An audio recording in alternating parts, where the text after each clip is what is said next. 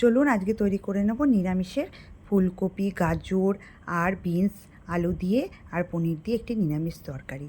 এই যে নিয়ে নিয়েছি কড়াইয়ে তেল গরম হয়ে গেছে, তার মধ্যে পনিরগুলো ছেড়ে দিলাম, ছেড়ে দিয়ে লাল লাল করে ভেজে এবার আমি তুলে নিয়েছি।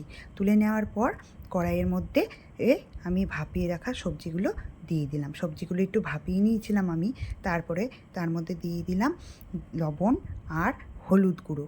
লবণ আর হলুদ গুঁড়ো দেওয়ার পর এবার আমি ভালো করে খুন্তি দিয়ে এটাকে সাঁতলিয়ে নেব।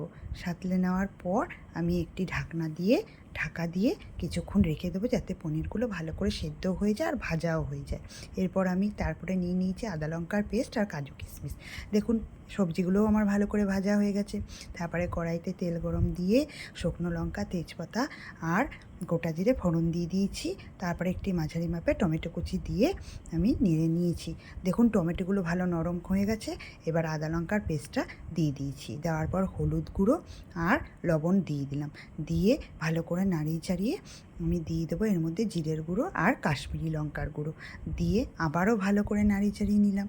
নেওয়ার পর আমি দিয়ে দেবো এতে সামান্য পনির বাটার মশলা টেস্টের জন্য, আর দিয়ে দিয়েছিলাম সামান্য জল, যাতে মশলাটা লেগে না যায়। এরপর দিয়ে দিলাম সামান্য একটু চিনি, যাতে টেস্টটা ভালো হয়। তারপর দিয়ে দিয়েছি কাজু কিশমিশ পেস্টটা আমি করে নিয়েছিলাম। তারপরে ভেজে রাখা সবজিগুলো দিয়ে ভালো করে এবার আমি মশলা দিয়ে এটিকে নাড়াচাড়া করে নিলাম। নাড়াচাড়া করার পর জল দিয়ে দিলাম। জল দেওয়ার পর দেখুন সবজিগুলো ভালো করে ফুটে গেছে। ফুটে যাওয়ার পর ভেজে রাখা পনিরের টুকরোগুলো আমি দিয়ে দিলাম। দেওয়ার পর আমি গরম মশলার গুঁড়ো দিয়ে দিলাম। এবার আমার তৈরি হয়ে গেছে নিরামিষের সবজি।